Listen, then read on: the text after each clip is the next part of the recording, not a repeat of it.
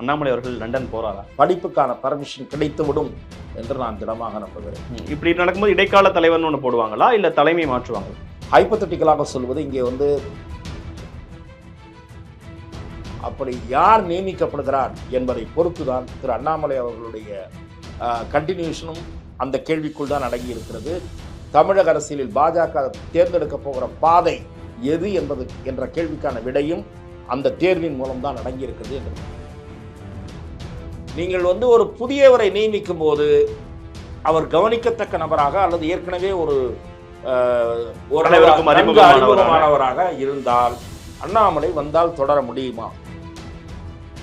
பாரத பிரதமருடைய முழு நம்பிக்கைக்கு உரியவராக அண்ணாமலை திகழ்கிறார் என்பது எனக்கு கிடைக்கக்கூடிய மிக உயர் வட்டாரங்களிலிருந்து எனக்கு கிடைக்கக்கூடிய தகவல்.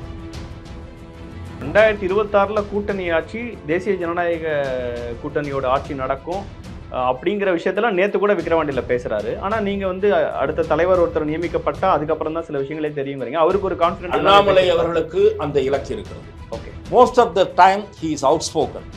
அதுவும் அவருக்கு ஒரு சிக்கல். ஏனென்றால் விஜய் என்கிற புதிய பிளேயர் வரும்போது 18% பிஜேபி அணி, 10 கிட்டத்தட்ட சீமான், 28 பிளஸ் விஜய்னு கூட்டினீங்கன்னா அந்த நம்பர் எல்லாரும் சேர்ந்தா அதை விட குறையவும் வாய்ப்பு இருக்கு.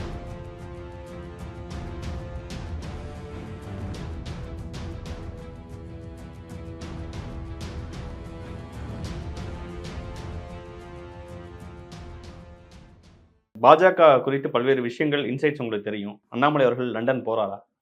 திரு அண்ணாமலை அவர்கள் படிப்பதில் மிகவும் ஆர்வம் உள்ளவர். பொதுவாக நான் லண்டனை விட்டு சொல்லுகிறேன். புதிய விஷயங்களை தெரிந்து கொள்வதில், புதிய கண்டுபிடிப்புகளை அறிந்து கொள்வதில், தொழில்துறையில் நிகழ்ந்து வருகிற மாற்றங்களை, தகவல் தொழில்துறையில் நுட்பத்துறையில் நிகழ்ந்து வருகிற மாற்றங்களை, இவை குறித்தெல்லாம் நிறைய தெரிந்து கொள்ளுவதர், படிப்பவர், தேடி படிப்பவர். இதெல்லாம் தனிப்பட்ட முறையில் உரையாடுவதன் வாயிலாக எனக்கு கிடைக்கிற அனுபவங்கள், நான் பார்த்த வகையில், நான் பேசிய வகையில். ஆகவே அவர் இந்த இப்போது கிடைத்திருக்கக்கூடிய அந்த உயர்கல்வி பயிலக்கூடிய வாய்ப்பு என்பதை அவர் நழுவவிட விரும்பவில்லை. அவர் இது குறித்து தன்னுடைய விருப்பத்தை மிக அழுத்தமாக மேலிடத்தில் தெரிவித்திருப்பதாக நான் அறிகிறேன். அதற்கு ஒப்புதல் கிடைத்துவிடும் என்று அவர் நம்புவதாகவும் நான் கேள்விப்படுகிறேன். ஆகவே இங்கே ஒரு கேப், ஸ்டாப் கேப், 3-4 மாசம் கேப்லாம் இந்த மாதிரி ஒரு பாஜக தமிழ்நாடு தலைவரா இருக்கவருக்கு இது வரைக்கும் நடந்திருக்கா? அப்படிலாம் கொடுப்பாங்கல்ல சார் பிஜேபி ப்ரொசீஜரல்? அவரை பெர்சுவேட் பண்ணதற்கு பாஜக தலைமை முயற்சிக்கலாம், நீங்கள் இருக்க வேண்டும்னு. ஆனால் எனக்கு கிடைக்கிற தகவல் அவர் அலோவ் பண்ணுவார்கள் என்றுதான் நான் நினைக்கிறேன். அங்க போயிட்டே இங்கேயும் கட்சியை இங்கே என்ன பண்ணுவார்கள் என்பது தான் எனக்கு புரியவில்லை. ஆனால் அவருடைய படிப்புக்கான பர்மிஷன் கிடைத்துவிடும் என்று நான் திடமாக நம்புகிறேன். இப்படி நடக்கும்போது இடைக்கால தலைவர்னு ஒன்று போடுவாங்களா இல்ல தலைமை மாற்றுவாங்களா? இதற்கு 1-2 பதில்கள் எனக்கு பாஜக வட்டாரத்திலிருந்து ஹைப்போதட்டிக்கலாக கூறப்படுகின்றன. அவர்களுக்கும் இது குறித்து ஒரு தெளிவில்லை, முன்னணி தலைவர்களுக்கும். ஹைப்போதட்டிக்கலாக சொல்வது இங்கே பாஜக மாநில தலைவருக்கு இணையான பொறுப்பு ஆர்கனைசிங் ஜெனரல் செக்ரட்டரி இருக்கிறது. திரு கேசவ விநாயக் பாரதிய ஜனதா கட்சியினுடைய செட்டப்பில் தலைவர், organising general secretary with core committee, decision making பாடி என்று நான் அறிகிறேன், பேசி அறிந்த தகவல். ஆகவே அந்த ஆர்கனைசிங் ஜெனரல் செக்ரட்டரியே போதும் என்று நினைக்கலாம். அட்காக் கமிட்டி போடலாம். அதாவது இந்த கோர் கமிட்டி டிசைட் பண்ணும் ஆர்கனைசிங் ஜெனரல் செக்ரட்டரியுடைய தலைமையிலே கூடி என்றும் முடிவெடுக்கலாம். அல்லது ஒரு தற்காலிக தலைவரை நியமிக்கலாம். அப்படி ஒரு தற்காலிக தலைவராக அல்லது தலைவராக ஒருவரை நியமிப்பது என்ற முடிவெடுத்தால், அப்படி யார் நியமிக்கப்படுகிறார் என்பதை பொறுத்துதான் திரு அண்ணாமலை அவர்களுடைய கண்டினியூஷனும் அந்த கேள்விக்குள் தான் அடங்கி இருக்கிறது.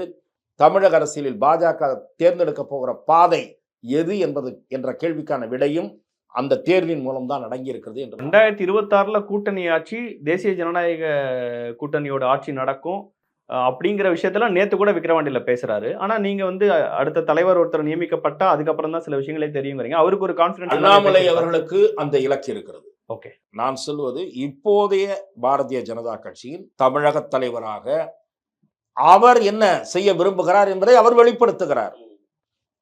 ஆனால் எப்போதுமே அவர் ஒன்று சொல்லி வந்திருக்கிறார், on alliance, on any alliance, high command என்ன டிசிஷன் எடுக்குதோ அதை நான் அபாய்ட் பண்ணுவேன் என்று சொல்லி இருக்கிறார். ஆனால் இன்னொன்றும் பேசியிருக்கிறார், இன்னொருத்தரை தூக்கி விடுறதுக்கு நான் இந்த சீட்டில் இல்லை என்பதையும் அவர் வெளிப்படுத்தியிருக்கிறார்.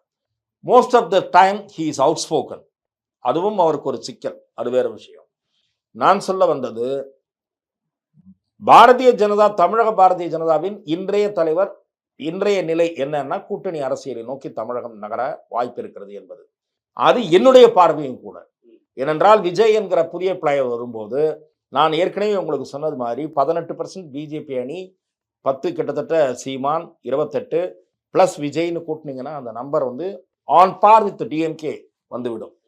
சொல்லப்போனால் ஏடிஎம்கே எல்லாரும் சேர்ந்தா அதை விட குறையவும் வாய்ப்பு இருக்கு. ஏடிஎம்கே விட கூடுதலாகவும் ஆகும். எல்லாரும் சேர்ந்தா இல்ல சார். திமுக அதிமுக வேண்டாம் என்று கருதுகிற வாக்காளர்கள் எண்ணிக்கை திமுக வாங்குகிற வாக்குக்கு சமமாக 2 பக்கமும் இருக்கும். அது it may help for DMK also. எப்படி ஒரு அலையன்ஸ் உருவாக போகிறது என்பதையும் பொறுத்து புரிஞ்சுக்க முடியும். ஆன்டி இன்கம்பன்சி பெருசாக ஒர்க் அவுட் ஆகவும் வாய்ப்பு இருக்கிறது. இது ஒரு பக்கம். என்ன சொல்ல வந்தேன்னா, இப்போ உங்களுக்கு இந்த லைன் அண்ணாமலையினுடைய திங்கிங், இந்த temporary arrangement ad hoc committee, Kesava Vinayagam இந்த மாதிரி கோர் கமிட்டி இதுதான் தீர்மானம் பண்ணோம்னா Annamalai will be back at the helm of affairs. நீங்கள் வந்து ஒரு புதியவரை நியமிக்கும் போது அவர் கவனிக்கத்தக்க நபராக அல்லது ஏற்கனவே ஒரு அனைவருக்கும் அறிமுகமானவராக இருந்தால் அண்ணாமலை வந்தால் தொடர முடியுமா என்கிற கேள்வி எழும். அப்படியானால் பாரதிய ஜனதா கூட்டணி குறித்து சிந்திக்கிறதா என்கிற ஊடகவியலாளர்களுடைய பார்வை நிச்சயமாக எழும்.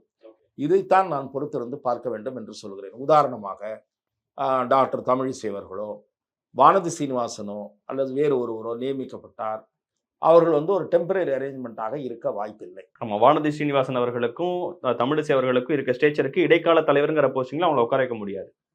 அதன் காரணமாக ரீடிங் பிட்வீன் த லைன்ஸ் என்று பாஜக ஹைகமாண்ட் இது குறித்து தான் சிந்திக்கிறதோ, கூட்டணிக்கான வாய்ப்புகள் குறித்து தான் சிந்திக்கிறதோ என்றுதான் அது பார்க்கப்படும். நாம் அதை பொறுத்திருந்து தான் பார்க்க வேண்டும். ஆனால் பாரத பிரதமருடைய முழு நம்பிக்கைக்கு உரியவராக அண்ணாமலை திகழ்கிறார் என்பது எனக்கு கிடைக்கக்கூடிய மிக உயர் வட்டாரங்களிலிருந்து எனக்கு கிடைக்கக்கூடிய தகவல். என்ன நடக்க போகுதுன்னு பொறுத்து வந்து பார்ப்போம் சார். இவ்வளவு நேரம் உங்களுடைய நேரத்தையும் கருத்துக்களையும் பகிர்ந்து கொண்டதற்கு மிக்க நன்றி. வாய்ப்புக்கு நன்றி.